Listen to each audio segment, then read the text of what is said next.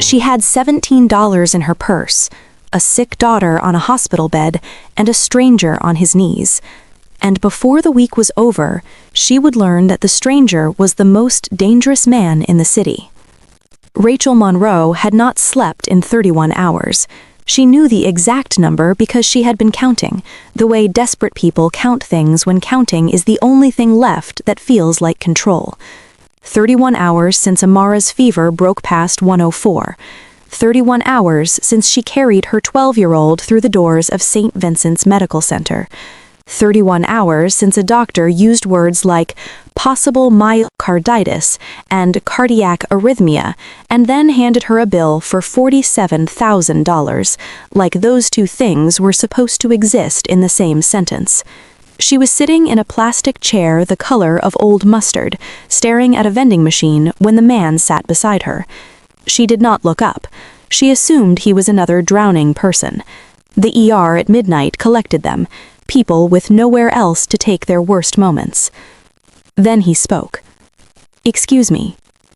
The voice was low, precise, with the faint architecture of a Korean accent beneath polished English. She looked up slowly. He was not what she expected.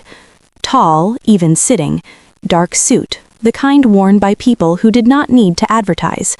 Sharp jaw, sharp eyes, the particular handsomeness that looked almost engineered. He appeared to be in his early 30s, and he carried the specific stillness of a man accustomed to being the most dangerous thing in any room he entered. She did not know yet why that word came to her. Dangerous. She filed it and said nothing.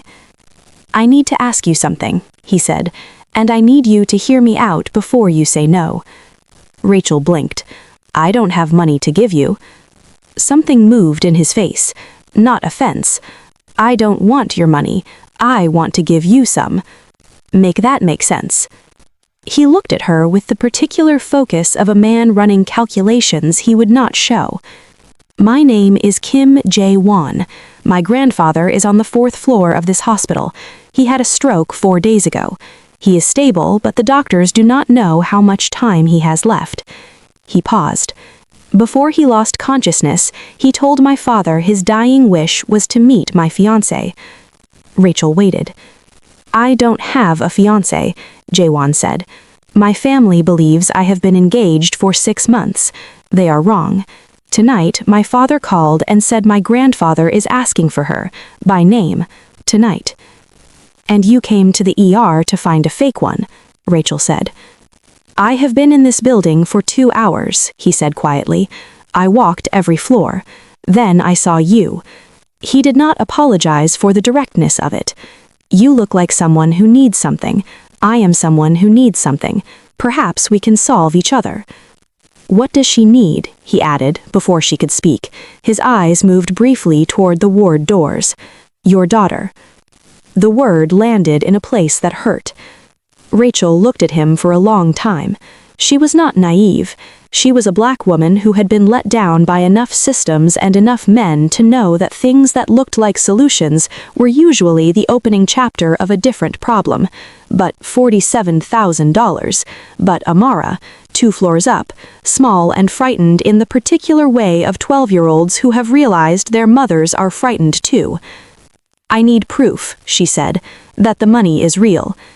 He placed a card between them, black, embossed silver lettering, no visible limit. "Billing desk first," he said, "before I ask you to pretend anything. You'll have the receipt in your hand before we go upstairs." She picked up the card. She thought about Amara reaching for her hand in parking lots, still reaching, even at 12, like Rachel was the only solid thing in a tilting world. "One evening," she said, "and if you make things harder for me in any way, I walk out. You can't stop me." He knows. They went to the billing desk. He paid $47,000 in 4 minutes. Rachel stood beside him with the receipt in both hands and did not cry, though it was the closest she had come all night. She did not know yet what the receipt was going to cost her. They went upstairs. He briefed her in the elevator. The fiancé's name was Danielle Carter, art curator, Atlanta. Met Jaewon at a gallery opening 18 months ago. Hates shellfish, speaks a little French. The grandfather's name was Kim Dae-jung. He had Jaewon's eyes, dulled now by age and illness, but still reaching. When Rachel sat beside him and took his hand, the old man's grip tightened around her fingers and he spoke in Korean, and Jaewon translated from across the room in a voice quieter than his other voices. He says he can rest now. Something moved in Rachel's chest that she had not budgeted for. The grandfather died the following morning. Jaewon called to tell her. She said she was sorry. She meant it. He thanked her, and then, after a pause that had more interior space than his other pauses, he said he would like to see her again. Not for the family, not for any arrangement. She should have said no. She said yes. He sent a car. She had expected a nice apartment. What she had not expected was what the car delivered her to. A tower of black glass in Midtown, a private elevator that opened directly into a penthouse that was less a home than a controlled environment, everything chosen with the same precision as the man himself. Clean lines, no excess, but underneath the restraint, something heavier. There were no personal photographs. That was the first thing she noticed. Expensive art on every wall, but nothing personal. No family visible. As if the man who lived here had arrived from nowhere and intended to leave the same way. "It's very quiet," she said. "I prefer quiet." "That's not what I mean." He looked at her. He did not answer. He cooked. She had not expected that either. He made doenjang jjigae and rice and set 2 plates on a table by the floor-to-ceiling windows, and the city spread below them like something arranged for his approval. They ate. They talked. She learned he studied in London, taken over the family business at 28, read in 3 languages, and slept 4 hours a night. "What does the family business actually do?" she said. He picked up his glass. "Import and export." "You said that before." "Because it's accurate. It's also what people say when the accurate answer is something else." He looked at her with something that was not quite admiration and not quite warning, and sat exactly between both. "You're very direct," he said. "I'm raising a child alone," she said. "I don't have time for indirection." Something shifted in his face, the small tectonic movement of a person who has been looked at correctly for a long while and does not know what to do with it. She went home that night with more questions than she had arrived with. She did not know that someone was already watching her leave. The Kim family estate was 40 minutes outside the city, behind a gate that did not announce itself from the road. Rachel had dressed carefully. Jaewon had said it was dinner. It was not dinner. It was an assessment. The mother, Soon-yi, was warm, in the guarded way of women who have learned that warmth is a more effective tool than cold. The sister, Jae-in, shook Rachel's hand with a smile that had a second smile underneath it, one that was not smiling. "We were starting to think Jaewon invented you," she said lightly. "I've been told I seem too good to be true," Rachel said. Jae-in's eyes sharpened. The father, Kim Sung-ho, sat at the head of the table and said almost nothing for 30 minutes. He did not need to. His silence had the weight of a man who understood that the person who speaks least controls the most. He watched Rachel with the evaluative stillness of someone who had built something significant and done it entirely by reading people correctly. Then he spoke.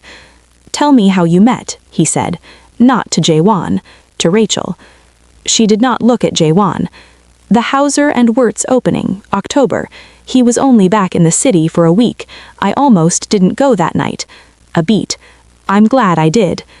Kim Sung-ho looked at her with the long, geologic silence of a man deciding not whether to believe her, but what to do with a truth he likely already had assembled on his own. "Our family," he said finally, "has operated for 40 years by understanding exactly what every person in our circle wants and what they are willing to get it." He lifted his glass. "What do you want, Danielle?" Rachel looked at him directly. To be with someone worth the difficulty of being with them. Something moved in the father's face, deeply controlled, almost invisible, but there. Jaewon's hand found hers under the table, brief, involuntary, gone before anyone could see it. She filed that, too. It was on the drive back that things first cracked open. The car took a route she didn't recognize, an industrial corridor south of the city, and Jaewon was on a call she couldn't follow, his voice stripped of every soft thing, flat and commanding in the way of a man whose instructions are never questioned. He ended the call and looked out the window and said nothing. "Wrong route?" Rachel said. "Necessary detour," he said. "For what?" He turned, and for just a second before he assembled it back, she saw the face beneath the face. Not cruelty, something more exhausting. The face of a man living in two places simultaneously, worn down by the distance between them. "I should get you home," was all he said. He walked her to her door. The building was a 5-floor walk-up in Crown Heights, fluorescent light flickering on the second landing. He did not make her feel the difference between her world and his. She noticed him making the effort not to, which was its own kind of information. At the door, he said, "Thank you for being what you were in there."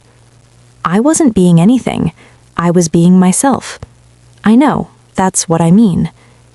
She went inside, checked on Amara, already asleep, stood in the doorway of her daughter's room for a long time and told herself this was temporary, contained. She had the receipt. Amara was going to be all right. Whatever Jaewon was, it was not her world. She did not know that in 4 days she would see something that made her world irrelevant. It happened on a Tuesday. She was early to his office building downtown, waiting in a corridor outside a frosted conference room when someone opened the wrong door further down the hall. A man came out fast, the kind of fast that meant he had been told to leave, and in the brief open rectangle behind him, Rachel saw the room. Jaewon at the head of the table. 4 men she did not recognize, and spread across the surface with the clinical precision of an inventory, items she could not explain the legitimate presence of, not in any configuration of import and export that had a legal address. The door swung shut. Jaewon's assistant appeared at her elbow immediately, same professional neutrality, but his hand at his side in a way that was not casual. She said nothing about what she had seen. She smiled, let Jaewon take her to lunch, laughed at the right moments, but underneath it, something cold was assembling itself. She understood that the moment she revealed what she knew was the moment she lost the only advantage she had. That evening she searched his name online. The results were immaculate. LinkedIn, a Forbes mention, a trade publication interview. She searched deeper. She found a single archived Korean news article, 4 years old, translated badly. It referenced a federal investigation into a transnational organization operating as a logistics conglomerate, dropped without explanation. The article named, in passing, a family. She closed the laptop. She sat in her kitchen in the dark for a long time. She had almost convinced herself to walk away when she heard it. 3 knocks on the building's street door, deliberate, spaced. She went to the window. A dark sedan sat across the street, engine running, no visible plates. She stepped back. Her phone rang. Jaewon. "Don't answer your door," he said. No greeting, the flat command voice from the car. "There are people outside your building. They're not there to hurt you. They're sending me a message." "What message?" she said. "That they know about you." Rachel sat down slowly.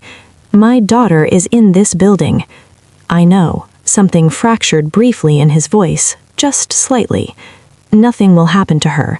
I give you my word." "Call me back in 10 minutes, with the truth, all of it, or I take Amara and walk out of this building and you never hear from me again." He called back in 8. He told her enough. The business was not import and export, not entirely, not for 20 years. His grandfather built it, his father expanded it. Jaewon inherited it at 28 during a restructuring that left one of their rivals considerably diminished. He had spent 3 years trying to find the exit. There were people who did not want him to find it, and people who wanted to use that desire as leverage. The men outside her building were the second kind. She sent Amara to her cousin in Albany the next morning and stood on the train platform watching until the train disappeared. Then she called Jaewon. "My daughter is safe," she said. "Now tell me how to end this. There's a meeting in 3 days. My father arranged it. If I go, I accept a continuation of everything I've been trying to leave. If I don't, they escalate." Jaewon. She kept her voice level. "What happened to the last person who got accidentally close to your family's business?" The silence was its own answer. "I am not a variable you get to manage. I am a person inside this now, and I deserve to make informed decisions about my own life." A pause longer than any before it. "There's something I haven't told you." "I know," she said. "My father sanctioned the car outside your building. He wanted to test how I'd respond. He wanted to know if you mattered enough to me to be a liability." Rachel closed her eyes. "And what did your response tell him?" He did not answer. He did not need to.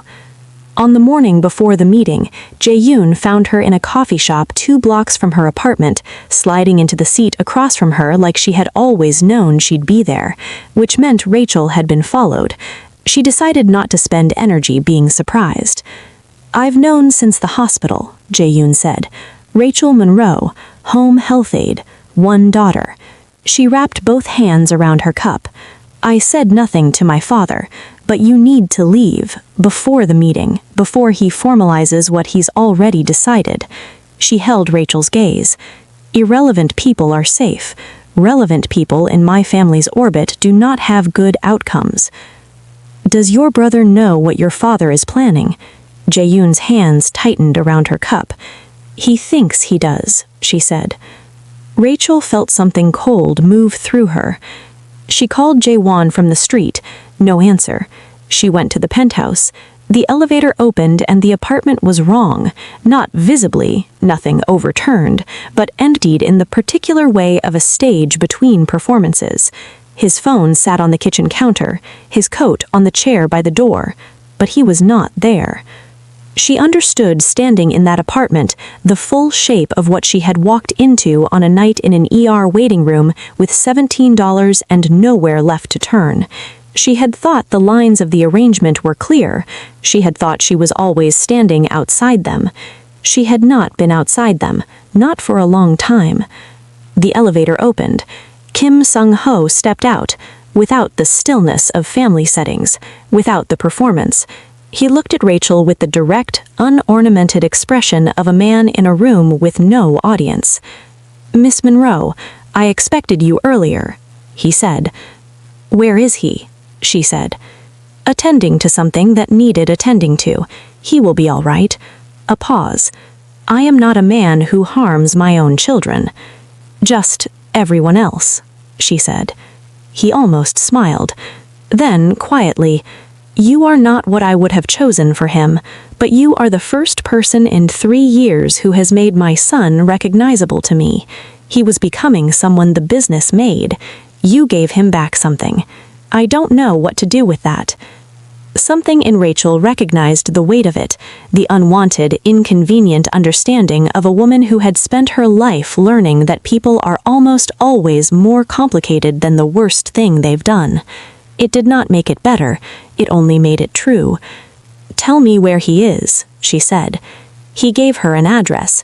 She found Jaewon in a waterfront building she would never find again, in a room that smelled of salt water and concrete, sitting with his jacket off and the look of a man who had just had a conversation with people who do not conduct conversations gently. He was not hurt, not physically, but he was different, the specific quality of a person who has made a decision that closed a door behind them and is now sitting with the silence on the other side. "What did you agree to?" she said. He looked up.